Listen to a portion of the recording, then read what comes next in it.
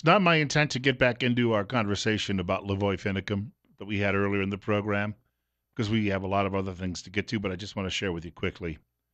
Uh, friend I know in Alabama has sent along this, and it's Lavoy Finicum was right-handed. There's several photographs. Here's a photograph of him with his sidearm on his right-hand side.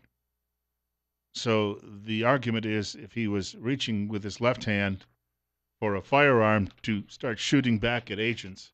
Remember, he's surrounded. I mean, if he's left-handed, then right-handed rather, what's he going to do when he grabs a pistol with his left hand? Just a thought, and I just wanted to share that because we had a discussion earlier, and it may come up again sometime in the next few days. I also wanted to quickly mention, I talked about the economy a little earlier in the program. The worldwide economy is slowing down. There's no doubt about that. Even in the Wall Street Journal, some of the columnists are saying no one really knows how far it's going to slow down.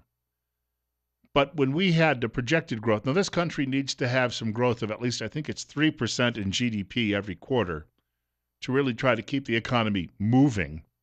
We probably would need some years where we have 6 or 7 to just try to get us back. We need a sustained 8 or 10 quarters, 6 or 7 to get us back to where we were before the recession in 2008. And yet, we aren't seeing that. The fourth quarter news just came out, or they've readjusted it. This always happens. There's an initial release by the government, usually that says, hey, everything's great. And then on a Friday, they dump these things a few weeks later and say, well, we've readjusted it. You have? What is it? What'd you say? I didn't hear you. So we have our growth in for the fourth quarter. GDP grew by less than 1%. It was thought it could be as bad as 0.8%, 0.8%, that is. It is 0.7%. Wall Street Journal has this today. Hundreds of billions of dollars have flooded China. Now, well, okay, big deal. Who cares? The Chinese will go down. That'll be a great thing, right?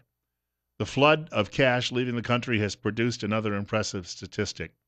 We are witnessing the greatest episode of capital flight in history. The flood of cash across its borders is complicating the country's economic transformation and raising the risk of problems in other emerging markets where cash was already flowing outward. So China is expected to devalue its currency, and when they do that, more cash will flow out of other Asian nations that have been trying to drive the world economy the last several years. And if their economies go down, we're not a consumer nation like we used to be. I mean, that's obvious. That 0.7%, that 0.7% growth shows that consumerism is pretty much a dead issue in this country any longer.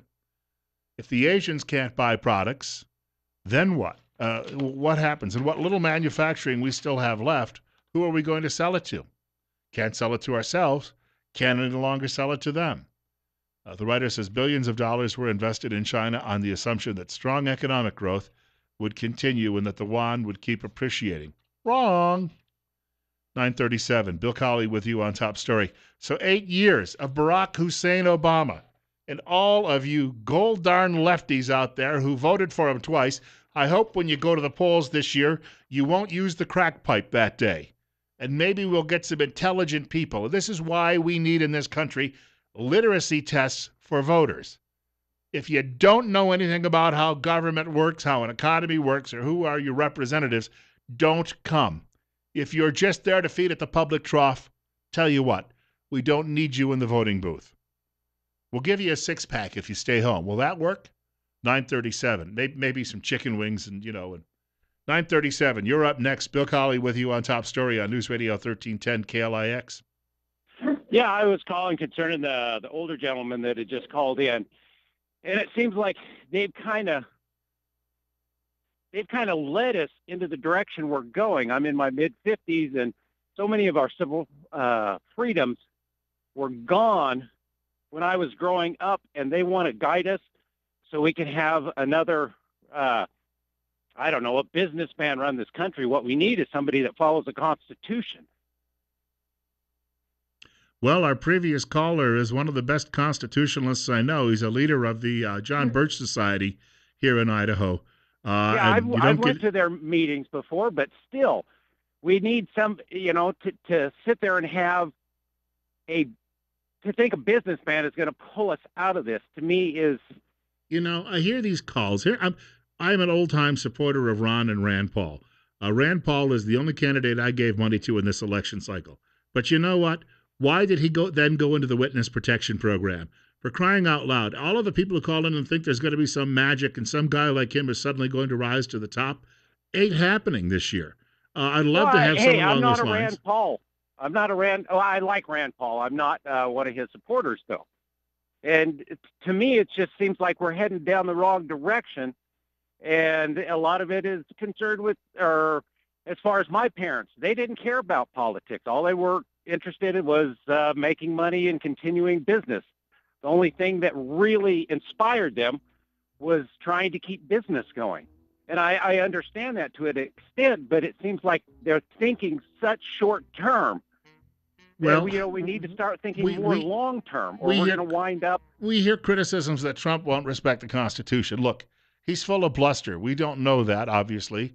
That is a gamble we'll have to take. But number two, I can't eat that document when I'm hungry. Or if I did, I wouldn't be. Next day, I'd be hungry and the document would be gone.